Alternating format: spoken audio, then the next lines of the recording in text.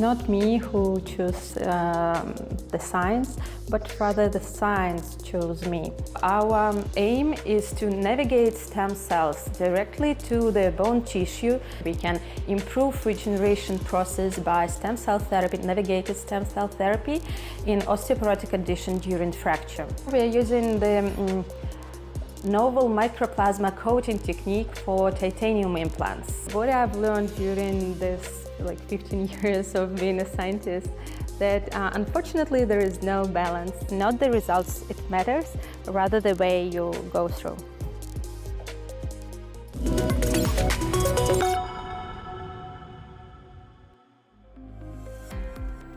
Today, we live longer than ever before.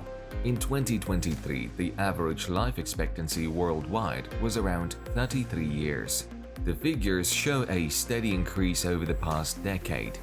This achievement is certainly encouraging, but it also brings new challenges related to the natural aging processes. As people age, their bones lose strength, and the risk of diseases like osteoporosis, where bone structure becomes fragile, increases.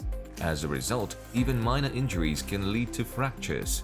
This is particularly painful for the elderly, as their bones heal slowly, often resulting in disability and significantly raising healthcare costs for both the individual and healthcare system.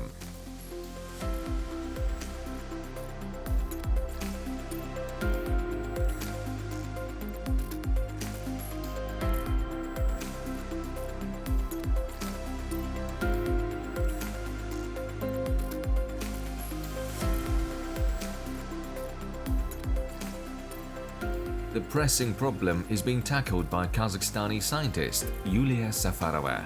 Her research focuses on the regeneration of bone tissue and the development of new treatment methods that can help people recover faster from fractures. The scientist's goal is to create solutions that enable the older generation to lead more active and healthy lives. My PhD dissertation was based on development of novel method for regeneration of bone tissue using osteophilic polymer and stem cell therapy. Stem cells can improve the health and transplantation of stem cells are becoming really popular lately.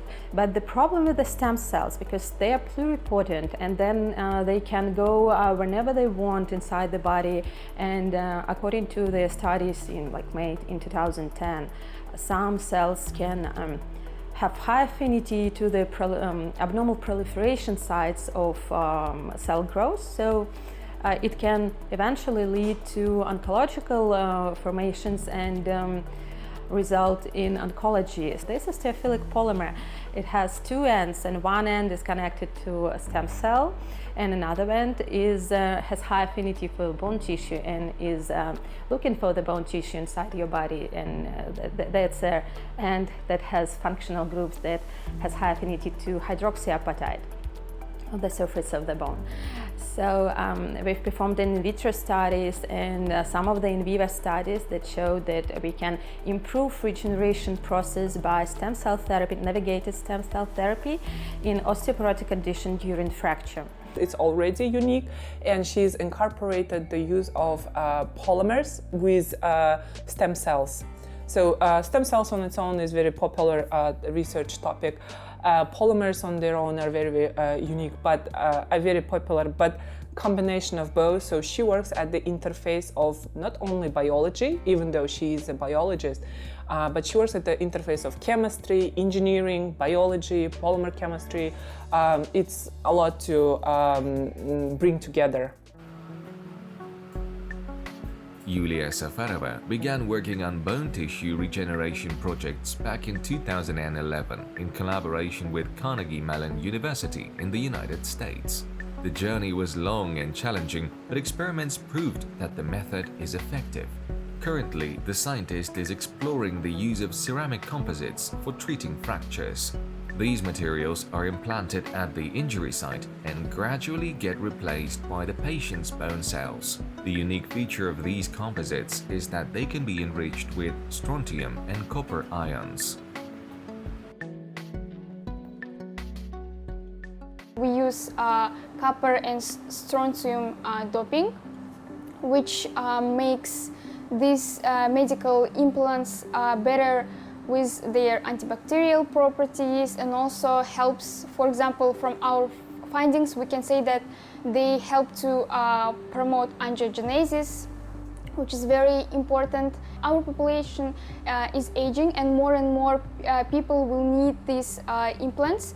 That's why it's very important to improve them by time and study them. And also, because our population is aging, we need to find implants that will not require replacement. Another my project that is also focused on regeneration of bone tissue is linked to implants, and this is done well together with our physics team in Eastern Kazakhstan. So there we are using the novel microplasma coating technique for titanium implants. So if you can imagine the titanium implant made of commercially available titanium, and some of the patients have intolerance or allergic reactions to titanium, and it's prone to form the biofilms inside the body when it's transplanted and result in implant rejection, and massive inflammation. So we are trying to coat the surface of this implant with different ions. We've been now studying the zirconium hydroxyapatite coating. We tried to coat it with a pure titanium without alloys, with different roughness. We've been also trying to apply the tantalum, and by applying all these coatings, we try to modify the effect of cell, like how it grows, how it proliferates, how it migrates, how it is, like how this implant affects the formation of vessels. That's really important in the regeneration process. And so far, one of my ending project this year is connected with those implants, and we have really promising results.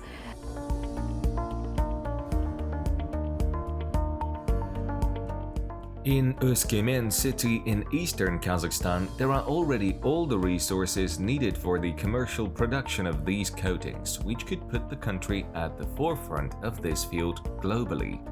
Yuliya Safarova is leading the biological side of this ambitious project by Kazakhstani scientists. She's studying how cells react to the new coatings and is gearing up for preclinical trials to see how they affect the body overall.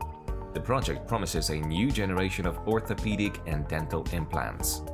With these specialized coatings, the implants will be less likely to cause rejection or inflammation.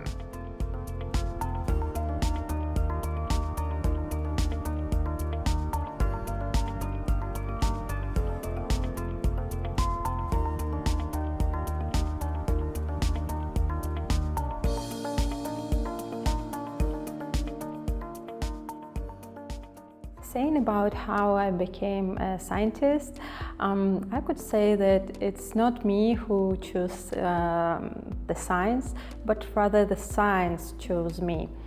Long time ago, I've been wondering and seeking for the profession of medical doctor as my family members. But then I encountered the scholarship Bolashak, and I got the scholarship to study in New Zealand, and it was for biomedical science. And this specialty was really new in Kazakhstan. So I was struggling a bit, but then accepted an offer and went to New Zealand. And only there I've known the specialty, like the scientist, research scientist.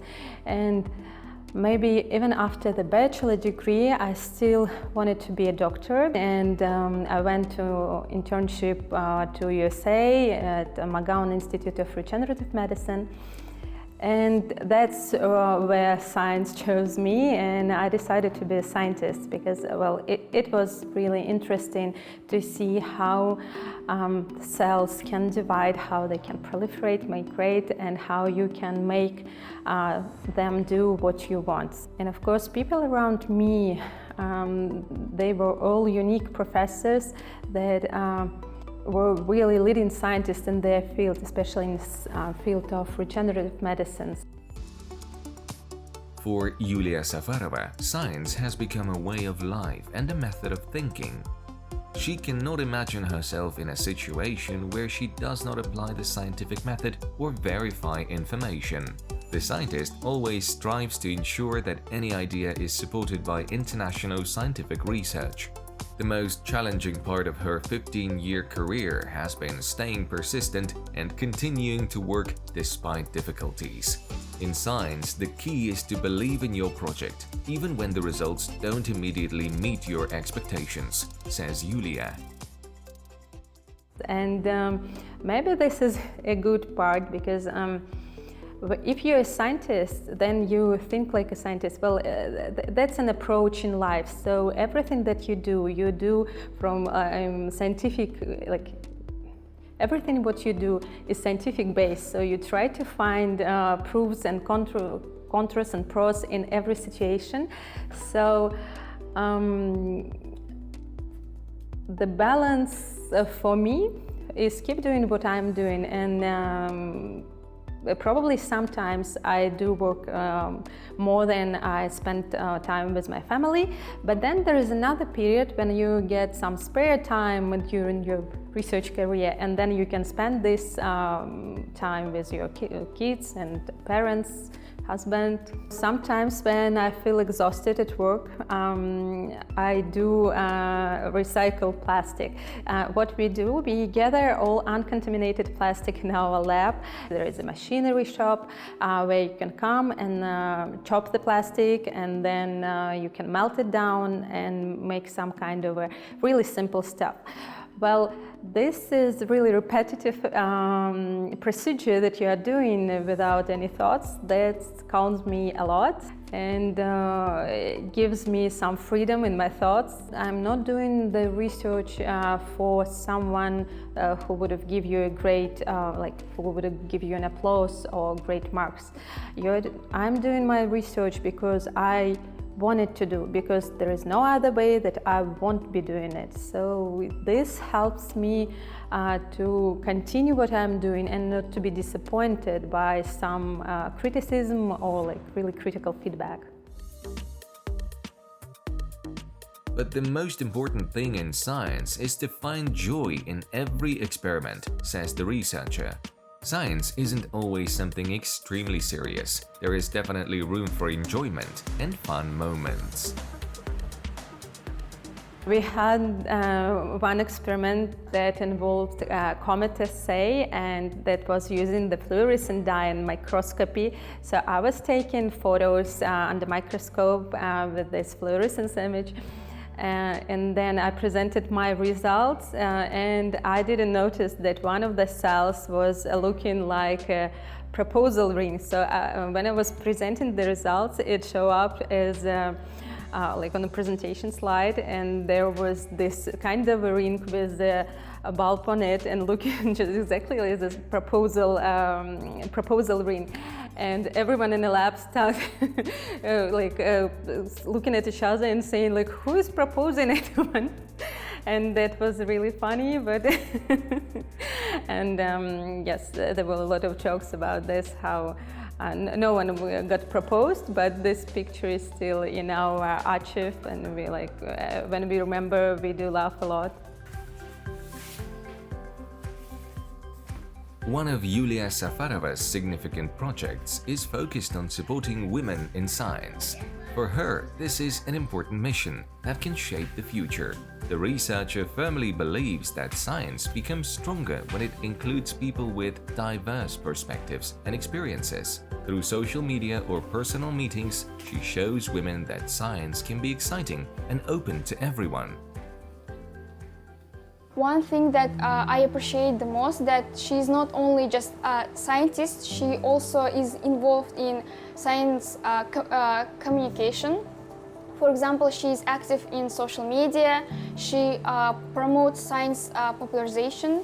She is also a board member of the Young Research Alliance, which advocates for the rights and needs of the scientists, especially young scientists.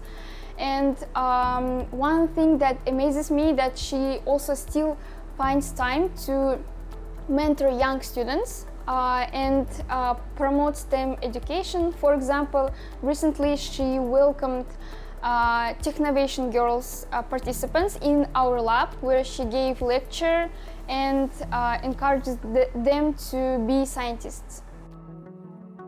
Yuliya Safarova sets ambitious goals for herself as a scientist. She aims to achieve a high Hirsch index, a metric that reflects a researcher's scientific impact based on the number of their publications and how frequently they are cited by others. Yuliya dreams of establishing a bone tissue regeneration laboratory. However, for her, it is crucial not only to conduct scientific research, but also to implement it in practice so that the results bring real benefits to patients.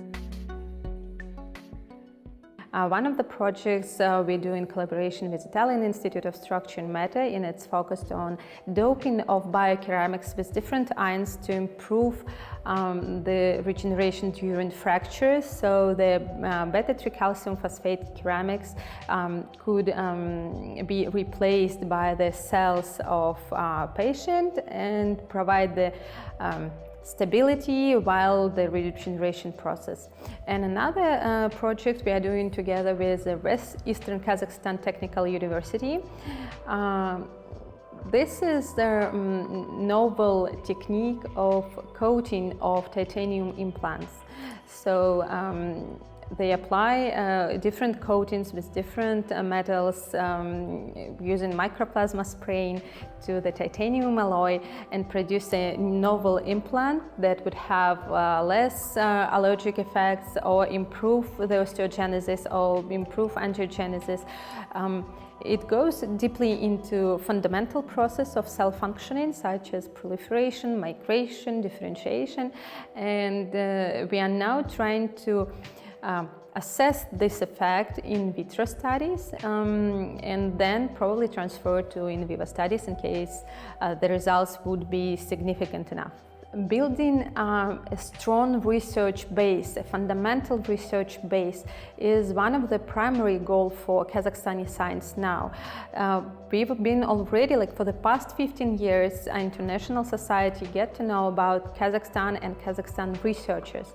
And we would like to keep and improve this level of research projects, of research publication. And it's really important because it attracts the investors to Kazakhstan.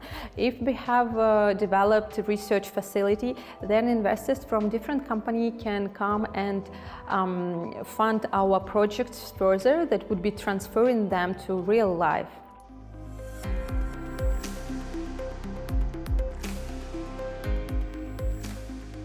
Yuliya Safarova is a face of Kazakhstani science. She is driven by the idea of making a global contribution to science and developing solutions that have never existed before. Her main goal is to improve bone tissue regeneration processes and assist patients suffering from fractures and bone loss, especially the elderly.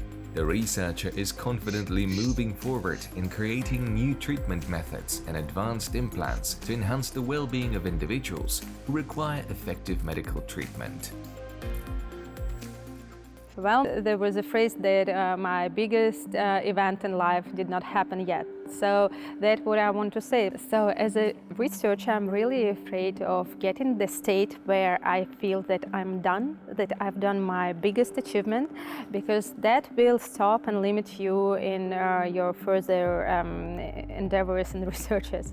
So for the researcher, it's very important to be in the state where you want to achieve, when you want to overachieve and run and overrun. So this is the feeling inside you that motivates you and tracks you on this way, because not the results it matters, rather the way you go through.